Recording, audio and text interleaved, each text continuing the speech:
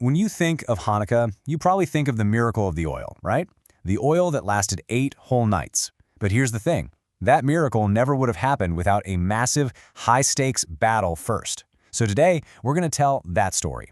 The story of the fight that saved Hanukkah before it even began. Okay, let's just drop right into the most critical moment. We're not in a temple. There's no celebration. We're high up in the mountains of Judea. And down below, a small band of Jewish rebels, led by the legendary Judah Maccabee. They're looking down at an enemy force so huge it's almost impossible to imagine. They are literally preparing for the fight of their lives. So, picture this. You've got Judas and his men way up here, holding the high ground in the Judean hills.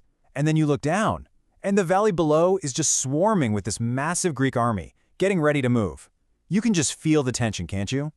And from up there, the rebels have a front row seat to the whole show. I mean, just imagine what that does to you psychologically. You're watching thousands and thousands of enemy soldiers sharpening their swords, getting their ranks in order, preparing for war. They know exactly what's coming for them, and honestly, it's gotta be terrifying. Now you might think this is the big final showdown, but this wasn't their first rodeo, not by a long shot. This clash is actually the 4th battle in a whole series of 8 that make up what we call the Maccabean Revolt. And those first 3 fights, well, let's just say they did not go well for the Greeks. And when you look at the scoreboard, you see a pretty clear pattern, right? Victory, victory, and another victory for the Maccabees. The Greeks were just getting hammered.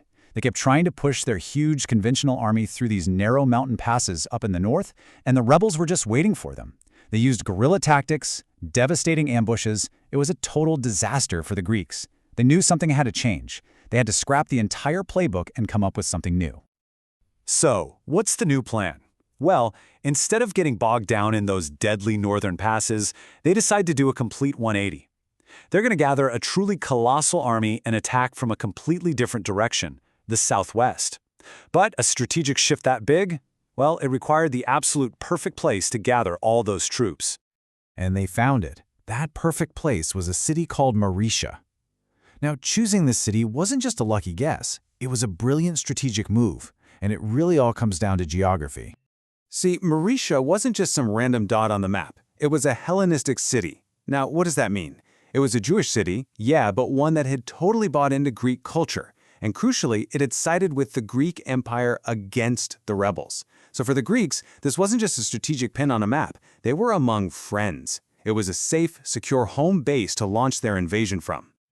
Okay, so this really sets the whole thing up like a giant chessboard. Let's break it down. Part 1, you've got the Greek Empire. Their power base is all along the coastal plains, right by the Mediterranean Sea to the west. And then, in complete contrast, you have the Jewish rebels. Their turf? The high ground. The rugged mountains of Judea to the east. This is their home, their heartland. And this is why Maresha was the absolute key.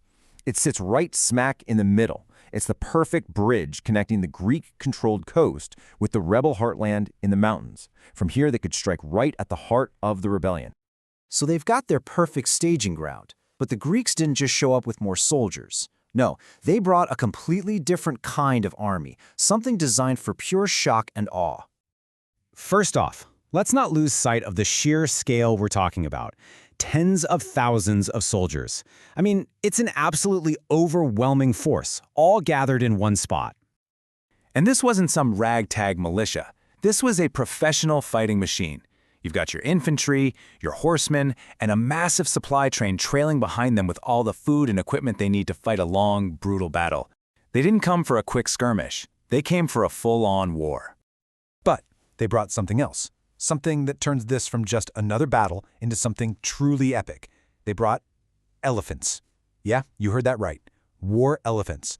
This was basically the ancient world's version of rolling up with a column of tanks to a sword fight.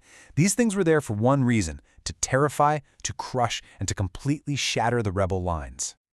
All right, so the stage is set. This massive, elephant-backed Greek army starts its march from Maresha, heading straight for the Judean hills. Everything comes down to this one fight, the Battle of Beit Zur. It's going to decide the fate of the entire rebellion. So let's look at the tail of the tape, right? On one side, you've got the Judean rebels. They're a small, scrappy force. They use guerrilla tactics, but they know this land like the back of their hand, and they're fighting to defend their homes, their families, their entire way of life. And on the other side, the full might of an empire, a massive professional army with just overwhelming firepower. And you just can't overstate the stakes here. A victory for the rebels in this battle is their only way to get to Jerusalem. It's the one path that leads to retaking the temple, to purifying it, and ultimately to the Hanukkah miracle that we all know and love. But right now, in this moment, nobody knows how this is going to end.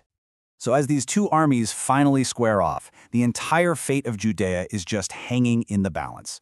It's a question as old as time, isn't it? A massive empire versus a scrappy rebellion. I mean, logic points one way, but history is full of surprises. So I'll leave you with this. Who would you bet on?